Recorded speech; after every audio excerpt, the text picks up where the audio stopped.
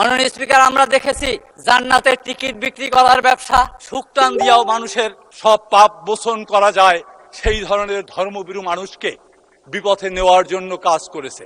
ঝালকাঠি 1 আসন থেকে নির্বাচিত মাননীয় সংসদ সদস্য জনাব রফিকুল ইসলাম জামাল।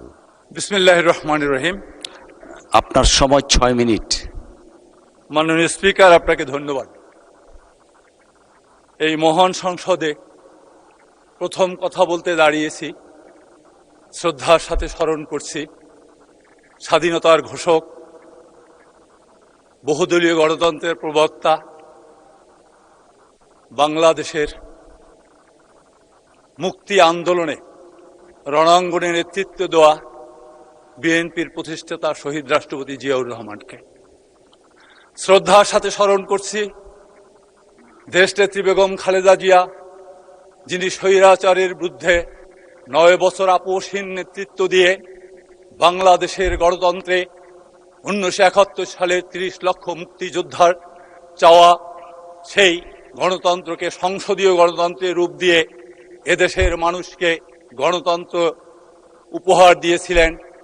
শ্রদ্ধার সাথে স্মরণ করছি 30 লক্ষ শহীদ এবং 2 লক্ষ মা বোন, যাদের ইজ্জতের বিনিময়ে আজকে পৃথিবীর বুকে বাংলাদেশের মানচিত্রে আমাদের একটি অবস্থান হয়েছে। মাননীয় স্পিকার, বাংলাদেশের রাজনীতিতে অনেক সময় অনেক ধরনের নাটকীয় অবস্থা আমরা দেখেছি।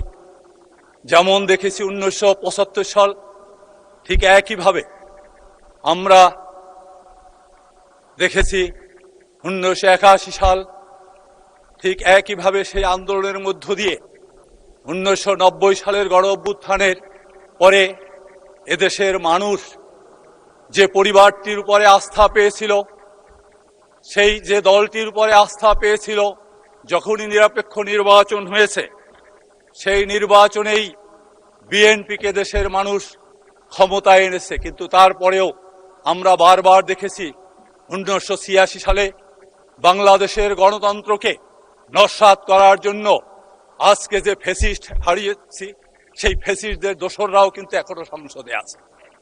মাননীয় স্পিকার, আমরা দেখেছি 2007 সালে যে 1/11 তৈরি হয়েছিল, 2008 সালে আমি নির্বাচন করার সুযোগ পেয়েছিলাম বাংলাদেশ জাতীয়তাবাদী দল থেকে। তখনও আমরা দেখেছি জনগণের রায়কে কিভাবে বঞ্চিত করে জনগণকে প্রশাসনের মাধ্যমে জনগণের প্রার্থীকে পরাজিত করে তথাকথিত কুশলীদের একটি সরকার গঠন করে বাংলাদেশের গণতন্ত্র নস্যাৎ করার সুযোগ এনেছিল। আমরা ঠিক সেইভাবে দেখেছি তারপরে 2014 সালে বিনা ভোটের, 2018 সালের নৈশ ভোটে, 2024 সালে দামির নির্বাচন।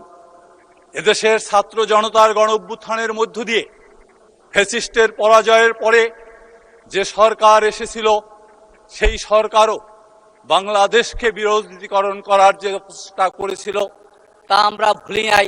তার সাথে 2026 সালের নির্বাচনে আমরা আবার নতুন কিছু দেখেছি। মাননীয় স্পিকার, আমরা দেখেছি জান্নাতের টিকিট বিক্রি করার ব্যবসা, আমরা দেখেছি সুক্তান দিয়েও মানুষের সব পাপ মোচন করা যায়, সেই ধরনের ধর্মভীরু মানুষকে বিপথে নেওয়ার জন্য কাজ করেছে। মাননীয় স্পিকার, যেহেতু আমার সময় কম, আমি একটি অবহেলিত অঞ্চল থেকে এসেছি, সেটি হলো উপকূলীয় অঞ্চল, যেখানে আইলা সিডারের সঙ্গে আমাদের মানুষরা বারবার যুদ্ধ করে, আমাদের মানুষের ঘরবাড়ি ভেঙে নিয়ে যায়, আবারও নতুন করে স্বপ্ন দেখে নদীর পানির সঙ্গে আইলা সিডারের মতো যখন জলোচ্ছ্বাস হয়, তখন মানুষের অশ্রু দিয়ে বঙ্গোপসাগরের কাছে তাদের লবণাক্ততা আরো বাড়ায়। সুতরাং আমি এই মহান সংসদের মাধ্যমে তুলে ধরতে চাই মাননীয় পানিমন্ত্রীকে যে আমার এলাকার নদী ভাঙ্গন রোধে একটা বিশেষ প্রকল্প নিতে হবে। আমার এলাকায় কোনো শিল্প কারখানা নাই, ধান নদী খাল, এই তীরে বরিশাল, সেই খালগুলো ভরে গেছে, নতুন উদ্যোগে খালগুলো কাটার ব্যবস্থা করা হয়েছে, মানুষ স্বপ্ন দেখছে। কিন্তু বিষখালী নদীর পাড়ে যদি একটি দ্রুত কৃষি রক্ষার জন্য কৃষি রক্ষার বাঁধ তৈরি করা না হয়, তাহলে আবারও মানুষের কান্নায় বারবার বাতাস ভারী হবে। তাই আমি এই মহান সংসদের মাধ্যমে ঝালকাঠির মতো একটি অবহেলিত জায়গা, যে জায়গাটায় বারবার দাঁড়িয়ে আমাদের মানুষরা নিঃস্ব হয়েছে, নতুন করে স্বপ্ন দেখেছে, সেই জায়গাটাকে উন্নত করার জন্য এবং আমাদের স্বাস্থ্য ব্যবস্থা, তার সাথে সাথে আমাদের রাস্তাঘাটের অবস্থা খুবই খারাপ। কারণ আমি এই ঝালকাঠি 1 আসনটির সঙ্গে আমাদের দলের অনেক কিছু জড়িত। কারণ 2023 সালে আমরা দেখেছিলাম কিভাবে দলের সঙ্গে বিশ্বাসঘাতকতা করে একজন মানুষ নিজেকে মীর জাফর উপাধি নিয়েছিলেন। সেই হিসাবে আমি বলবো, ঝালকাঠির প্রতি আমাদের আজকের মাননীয় প্রধানমন্ত্রী, যিনি আমাকে এইখানে দাঁড়ানোর সুযোগ করে দিয়েছেন, আমি তার মাধ্যমে ঝালকাঠির মানুষের একটি নতুন জীবন যাতে পেতে পারে, সুন্দর ঝালকাঠি পেতে পারে, যাতে ঝালকাঠির মানুষরা আগামী দিন মাথা উঁচু করে দাঁড়িয়ে বলতে পারে আমরা বিএনপির সাথে আছি। কারণ আপনি দেখেছেন ঝালকাঠি শত শতের মধ্য দিয়েও 2টা সিট আমরা বিএনপিকে উপহার দিতে পেরেছি। সেই হিসাবে বলবো, ঝালকাঠির প্রতি বিশেষ দৃষ্টি রাখতে হবে। আমরা শুধু একই কথা। ধন্যবাদ মাননীয় সদস্য